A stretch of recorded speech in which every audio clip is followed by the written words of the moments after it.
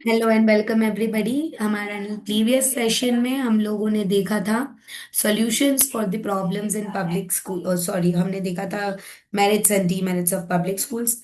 और जो भी पब्लिक स्कूल्स है उसमें प्रॉब्लम्स जो भी आ रही है उसके क्या सॉल्यूशंस है, तो हम लोगों ने कुछ बेसिक सॉल्यूशंस तो देख ही लिए थे। बट आज हम देखने वाले हैं कुछ वो सॉल्यूशंस जहां पर कुछ स्ट्रिक्ट और पुख्ता चीजें हुई हैं। देखिए, अब तक जो हमने सॉल्यूशंस देखे वो ऐसे थे कि मतलब इन जनरली कोई अगर किसी चीज को करने का अगर कोई एडवाइस देता है तो भाई ये काम आप कर लो, कोई रेस्ट्रिक्शन या कोई बंधन नहीं होता। ठीक है। लेकिन जब हम कोई पॉलिसी या कुछ ऐसी रेस्ट्रिक्शन या कोई ऐसा सिस्टम अबाइड कर देते हैं तो फिर हमें उस चीज को फॉलो करना पड़ता है। So when we are abiding all the restrictions, what are the different policies to be meant. तो सबसे पहली पॉलिसी थी हमारी राइट, आरटीई की, राइट टू एजुकेशन। 2009 में सबसे पहले ये पॉलिसी आई और इस पॉलिसी में 25% जो है वो सीट इकोनॉमिकली डिसएडवांटेज स्टूडेंट्स के लिए रिजर्व करी गई। ये हमने पिछले वाले में भी देखा था, लेकिन इसके लिए थोड़ा सा स्ट्रक्चर्ड नियम, प्रॉपर सेटअप और सिस्टमेटिक ओरिएंटेशन बनाया गया।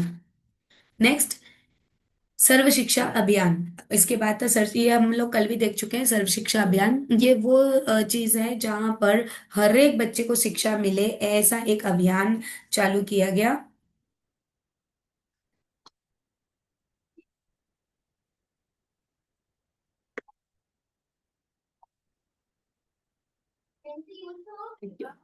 तो इसमें करिकुलम को ऐसा और इस तरीके से डिजाइन किया गया कि हम हर एक बच्चे के अनुसार करिकुलम बनाया जाए।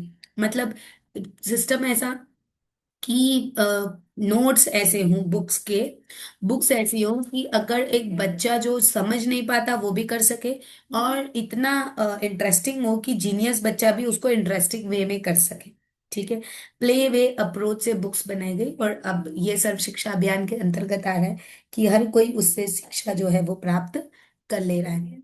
नेक्स्ट, एनईपी 2020 आप सभी लोग जानते हैं, इसका आपके लिए अलग से एक वेबिनार भी होगा जिसमें आपको एनईपी 2020 की पूरी डिटेल्स मिलेंगी। उधर आप तब समझ लीजिएगा, लेकिन बेसिकली एनईपी जो आई है उसमें कॉम्पिटेंसी बेस्ड एजुकेशन बच्चों को प्रॉपरली दिया गया है सिस्टमैटिकली, और फिर लिटरेसी और न्यूमरेसी पर फोकस किया गया है।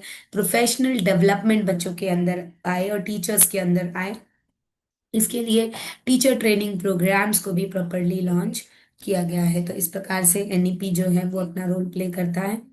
नेक्स्ट इज, पब्लिक स्कूल में कम्युनिटी जो है वो भी बहुत ही इंपॉर्टेंट रोल प्ले करती है। कम्युनल हार्मोनिज्म भी बहुत इंपॉर्टेंट रोल प्ले करता है।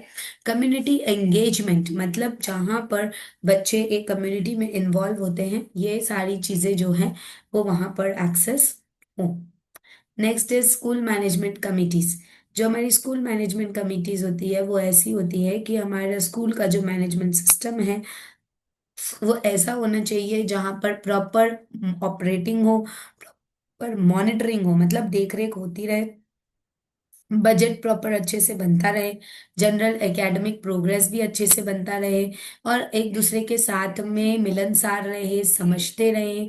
और मतलब कौन कौन, टीचर, स्टूडेंट, पेरेंट, ये सब। Please wait, there is a call.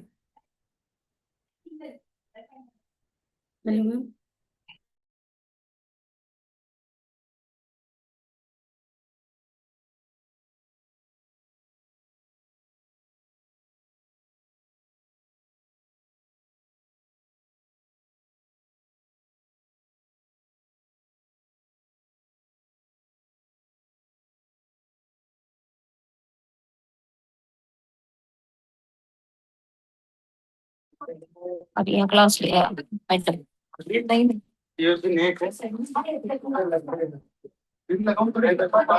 इस पे लग गया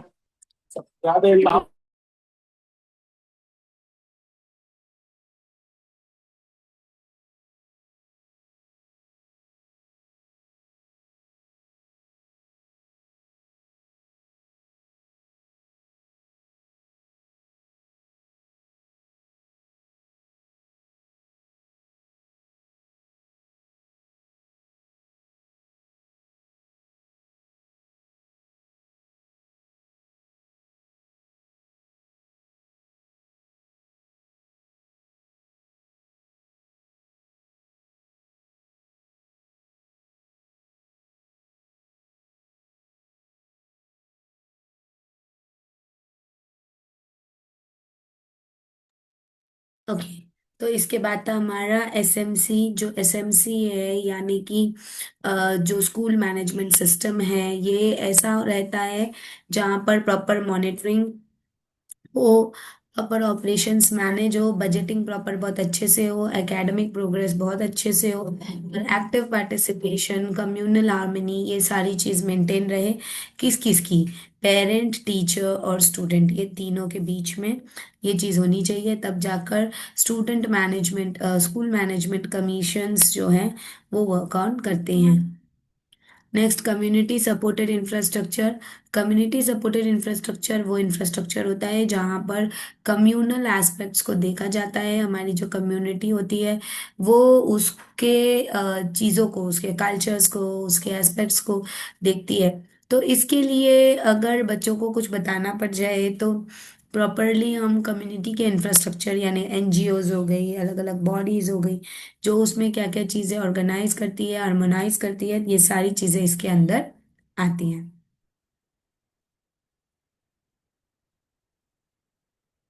नेक्स्ट जो है पेरेंटल इन्वॉल्वमेंट। तो जहां पर हम पेरेंटल इन्वॉल्वमेंट की बात करते हैं तो ये प्रॉपर कम्युनल हार्मनी और कम्युनिटी के अनुसार होती है। पेरेंटल इन्वॉल्वमेंट वैसा होना चाहिए जहां पर पेरेंट्स का पूरी तरीके से फ्रूटफुल नेचर हो, फ्रूटफुल एस्पेक्ट हो, पेरेंट्स हर एक चीज में एक्टिव रहें। हमारे पास बहुत से पेरेंट्स ऐसे आते हैं जो बिल्कुल एक्टिव नहीं होते, बच्चों के हिसाब से चलेंगे, बच्चों के अनुसार मैनेज करेंगे। तो नहीं, हम बच्चों को सिखाते हैं कि हम पेरेंट्स को बताते हैं कि भी नहीं, आपके अनुसार बच्चा चलना चाहिए, बच्चा आपके अनुसार नहीं।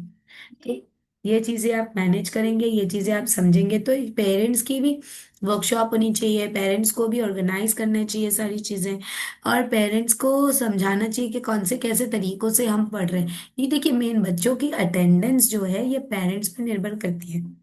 बच्चा आपको अगर पेरेंट्स स्कूल भेजेगा तो बच्चे की अटेंडेंस चलेगी, अगर नहीं भेजेगा तो उसकी अटेंडेंस नहीं है।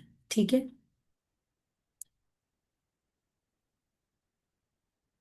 अब यहाँ पर अलग अलग एजुकेशनल मॉडल्स हैं, तो यहाँ पर कुछ इंटरनेशनल एजुकेशनल मॉडल्स हैं। मैं रिक्वेस्ट करूंगी कि आप इन इंटरनेशनल एजुकेशनल मॉडल्स को रीड करिएगा। ये काफ़ी अच्छे एजुकेशनल मॉडल्स हैं, लेकिन ये हमारे यहाँ पर क्वेश्चन आंसर में ज़्यादा नहीं आता है, इसलिए हम इसको यहाँ पर इतना डिटेल में नहीं कर रहे हैं। और इसके लिए अगर चाहिए तो हम अलग से आपके लिए वीडियो बनाएंगे और आपको शेयर आउट कर देंगे। तो लेकिन बस यही है, क्योंकि अलग अलग मैनेजमेंट और सिस्टम जो है वो अलग अलग तरीके से होता है। बेसिक ये समझ लीजिए, जो हमारी एनईपी में अब आया है वो इंटरनेशनल सिस्टम में ऑलरेडी था। इतना ही बस डिफरेंस है, और इसीलिए इंटरनेशनल सिस्टम को हम बहुत अच्छी तरीके से पढ़ रहे हैं, क्योंकि उसमें proper educational teacher training, proper inclusive setup और प्रॉपर होलिस्टिक डेवलपमेंट, ये तीन चीज बहुत ज्यादा इंपॉर्टेंट है। अगर टीचर ट्रेंड हो, इंक्लूसिव सेटअप को अच्छे से किया गया हो, इंक्लूसिव मतलब हर तरीके के बच्चे एक ही छत के नीचे पढ़े, और फिर उसके बाद में होलिस्टिक अप्रोच, होलिस्टिक डेवलपमेंट और होलिस्टिक अप्रोच जो है वो अच्छे से मैनेज रहे। ठीक। तो यहाँ पे सॉल्यूशंस मिल गए प्रॉब्लम्स के। नेक्स्ट क्लास में हम करेंगे नर्सरी स्कूल एजुकेशन। जब तक मैं आप लोगों की अटेंडेंस डाल देती हूँ, प्लीज आप लोग गो थ्रू करें इस चैप्टर को। अगर कुछ डाउट हो तो आप पूछ सकते हैं। Let me add your attendance by that time.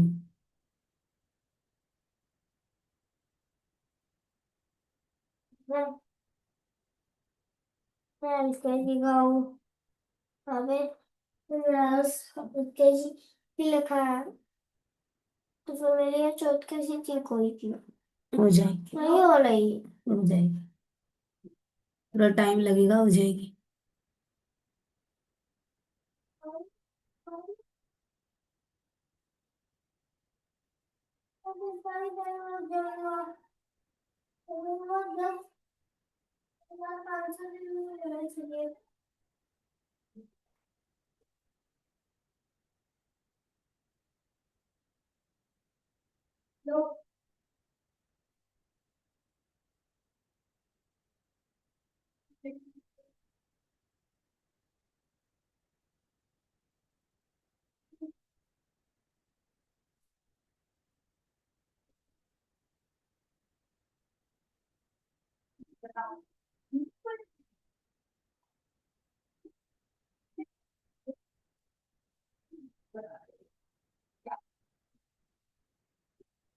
के बीच में आ गया है थोड़ा सा गैप, जिसकी वजह से गिरने का तो पता नहीं है इन लोगों को, क्योंकि दोनों टाइम नीचे गैप आ गया है। कंडक्टर्स होते हैं, इंसुलेटर होते हैं, कंडक्टर्स क्या होते हैं? वो जो लिखा है उसको इधर लिख के नीचे लिखना है, इसकी क्या जरूरत है? नहीं तो नीचे नीचे क्या लिखा है? ऊपर जो लिखा है वही तो लिखना है, बीच में आ गया थोड़ा सा गैप, जिसकी वजह से गिरने का तो पता नहीं होगा, ये दोनों टाइम के नीचे गैप आ गया है। कंडक्टर्स होते हैं, इंसुलेटर होते हैं, कंडक्टर्स क्या होते हैं जो अलाउ करते हैं हीट को खुद के थ्रू पास करने के लिए। ठीक है, कंडक्टर बोले हाँ ठीक है ना, और मेरे को कोई प्रॉब्लम नहीं है तुमसे, बढ़िया ऑब्जर्वेशन करो। ठीक है, तो ये क्या होता है कंडक्टर, जैसे आयरन हो गया, एल्यूमिनियम हो गया, कॉपर हो गया, ये सब कंडक्टर्स हो। कुछ होते हैं इंसुलेटर, इंसुलेटर क्या होते हैं, ये है एकदम हीट, ये नहीं जाने देते, फालतू में किसी का अच्छा नहीं करेंगे, कुछ अच्छा मिलेगा तो ही करेंगे। ठीक है, तो अभी क्या करेंगे आप, इंसुलेटर्स वो होते हैं जो हीट को खींचे हो जाके अलाउ करते हैं। ठीक है, इंसुलेटर्स वो मटेरियल होते हैं जो हीट को खींचे हो जाके अलाउ नहीं करते हैं, जैसे कि लकड़ी हो गया, would, plastic, glass, rubber, air, water. ठीक है, चलो अब यहाँ पे एक चीज है भैया, पेंसिल। पेंसिल बोल रहा है भैया, पेंसिल जो है ये कंडक्टर भी है, इंसुलेटर भी है, कैसे बनाओ? हाँ, yes, pencil, conductor and that insulator. जरूरी नहीं है कि सेम डेट का क्वेश्चन पूछेंगे, घुमा फिरा के भी आपसे पूछ सकते हैं सेम क्वेश्चन। ठीक है, कि एक बच्ची थी उसने पेंसिल को घुसाया, ठीक है, उसकी दोनों तरफ से पेंसिल शार्पन की, उसने स्विच में जाके उसको उंगली मारी थी। भाई बच्चे तो होते ही हैं इसको एकदम घुमानी करते हैं, तो भैया अब उसने लगा दिया एक स्विच के अंदर जाके अपनी पेंसिल, और उसको लग गया झटका, शॉक लगा लगा लगा, शॉक लगा, क्यों लगा बेटा? क्योंकि तो भैया अंदर वाला पार्ट है वो है ग्रेफाइट का, और ग्रेफाइट क्या होता है, कंडक्टर होता है। बाहर का पार्ट जो है वो क्या है, वो है वुड का, वुड क्या होता है, इंसुलेटर। ठीक है, क्लियर है? ठीक है, चलो, ग्रेफाइट जो है अंदर रहता है तो फेंस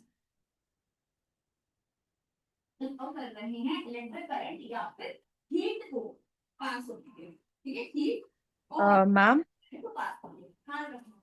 ठीक excuse me, ma'am. Yes ma'am. है, Ma'am, there's a question.